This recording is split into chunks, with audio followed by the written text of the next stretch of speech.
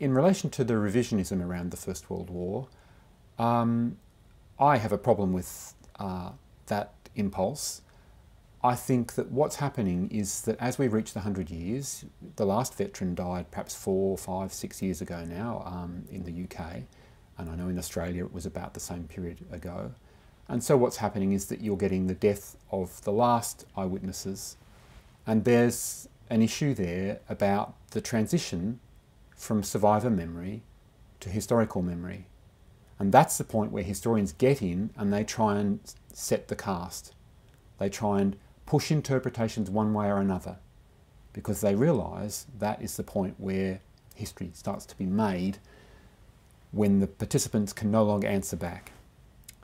It's a transition from personal memory to kind of cultural memory. And I think that helps to explain some of the animated debates that have gone on about how we see the war, and in particular whether we should see it in terms of the sort of narrative of futility. I get rather exercised by those historians who say, look, that kind of idea that the war was futile and mass slaughter and meaningless and lions led by donkeys, that idea dates from the 1960s. I feel strongly about it because I had a grandfather who fought at Gallipoli and who never, as far as I know, had to approach the repatriation authorities for anything. But, you know, he was a pretty disturbed man in his own way. He was a very affectionate, loving grandfather, but prone to bouts of unreasonable temper. Sort of felt dangerous to be around as a kid, but I also loved him greatly. But he was clearly somebody very deeply marked by the First World War. So when historians come out saying to me, oh, well, the narrative of horror is a product of the 1960s, I go, well, no, it isn't. Because I know what my grandfather went through and I know what he communicated to me. And that didn't start in the 1960s, that was there from the war. And I think that, you know, I have a very strong reaction against that kind of attempt to sort of reformulate the war as a sort of, we even have people now who have some idea in Britain of it being a just cause that we should recover.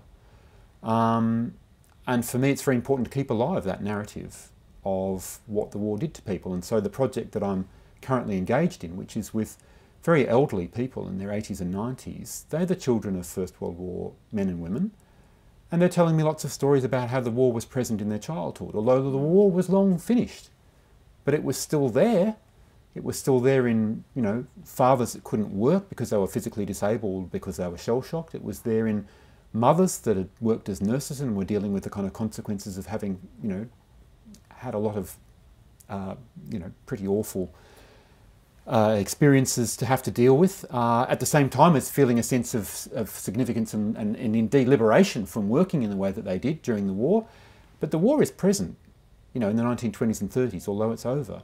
And so this idea that it's the 1960s that creates a story of horror, there's a family kind of undertow there of aftermath, you know, which we're still, I think, dealing with even now.